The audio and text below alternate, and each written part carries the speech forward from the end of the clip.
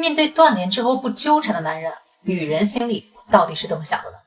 我发现很多兄弟不敢断联的原因要么是怕显得自己特别不在乎，对方会死心，要么是怕其实现在还有感情，断着断着就没了。我今天告诉你一个真相其实你选择坦然放手，不纠缠之后，反而更容易提升你在他心中的分量。女人的思维和男人是完全不一样的，女人更靠抽象思维、自我想象做判断，而男人更依赖具象事实。所以今天我就站在一个女人的角度，给你们剖析一下，她面对一个不联系、不纠缠的男人，心里到底在想什么。首先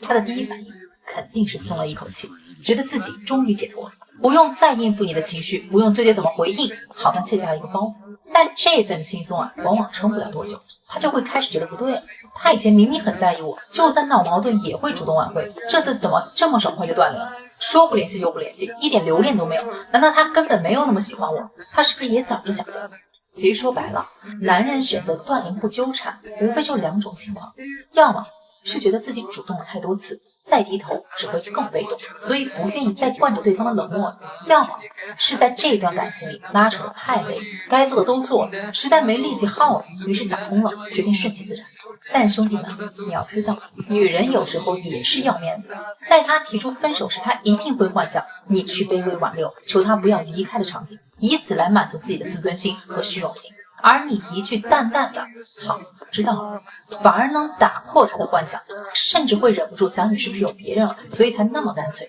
甚至会绞尽脑汁的去回忆你们之前的相处细节。一开始他会给自己找台阶，说你就是故意装洒脱，想逼他主动找你，说你只是假装坚强，过几天忍不住就不联系他了。毕竟以前你总先低头，他习惯了你离不开他的状态，但随着时间推移，你真的没有发一条消息，没出现在他的世界里，他就会开始慌了，心里会偷偷的想，难道你这次是来真的？不会你真的喜欢上别人了吧？他会一边嘴硬跟朋友说断就断，我能过得更好，一边呢又忍不住刷新朋友圈，盼着你能点赞他的动态，甚至会偷偷找共同朋友打听你的近况，就想知道你是不是真的发现。尤其是当你彻底从他的世界里消失，他的好胜心和占有欲就会慢慢的冒出来。凭什么他说断联就断联，搞得我像被抛弃的人？这种失控感会让他又纠结又慌张，甚至偷偷期待你能回头找他。